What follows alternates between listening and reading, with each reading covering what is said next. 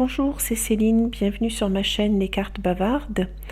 Aujourd'hui, je vais vous présenter une carte. Je vais faire une petite série comme ça de vidéos intitulée Un jour une carte qui va suivre l'ordre du Rider-Waite-Smith.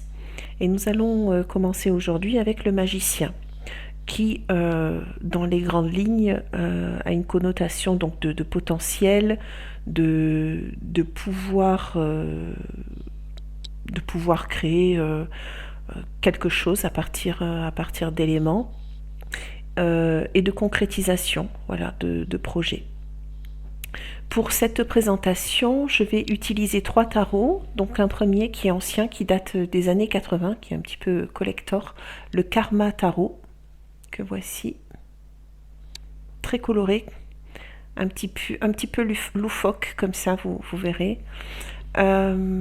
Ensuite, nous avons le Law of Attraction Tarot, que voici. J'essaie de vous enlever la réflexion, de Lo Scarabeo. Et ensuite, nous avons l'Octopus Tarot de Luna Charlotte. Voilà, très joli tarot. Donc pour commencer, nous allons prendre la carte du magicien du Karma Tarot qui a été renommé ici The Jungler, donc le jongleur en anglais dans le texte, si je ne me trompe pas. Donc c'est une carte, je vais vous la mettre sur le côté pour que vous puissiez bien voir les détails. Donc c'est une carte qui, sur laquelle le jongleur est représenté par un artiste, c'est un artiste et musicien des années 70 qui s'appelait, ou qui s'appelle, je ne sais pas s'il est encore vivant, Leif Josen, Leif Joensen. Voilà. C'était un artiste apparemment très extraverti, qui avait l'habitude de porter des perruques, des chapeaux. Enfin voilà, il était, on le remarquait là où il passait. Et il avait comme message, enfin tout du moins lorsqu'il a posé pour l'artiste, il avait pour message le fait que nous sommes tous des acteurs qui jouons un rôle. Par exemple, je veux dire, quand on a notre vie personnelle, on n'est peut-être pas forcément la même personne dans notre vie personnelle et au travail, par exemple. Voyez. Donc c'est pour ça que il nous disait cela. Et le personnage, comme on peut le voir, a beaucoup de choix sur la table. Il a donc la coupe, l'épée, les deniers, mais il a aussi les bâtons. Il y a des dés aussi qui sont posés, un petit couteau, enfin il y a pas mal de choses. Ça peut semer aussi la confusion ou au contraire donner la possibilité de créer quelque chose de tout à fait nouveau. Voilà. Donc c'est un tarot qui est particulier mais intéressant. Les cartes sont très grandes. Si toutefois vous le trouvez d'occasion, je vous invite, voilà, s'il n'est pas trop cher, à le prendre parce qu'il est artistiquement très intéressant. Nous avons ensuite donc le tarot de la loi de l'attraction, en français dans le texte, avec un cordonnier ici qui travaille. Là aussi, je vais vous mettre la carte sur le côté pour que vous puissiez mieux la voir.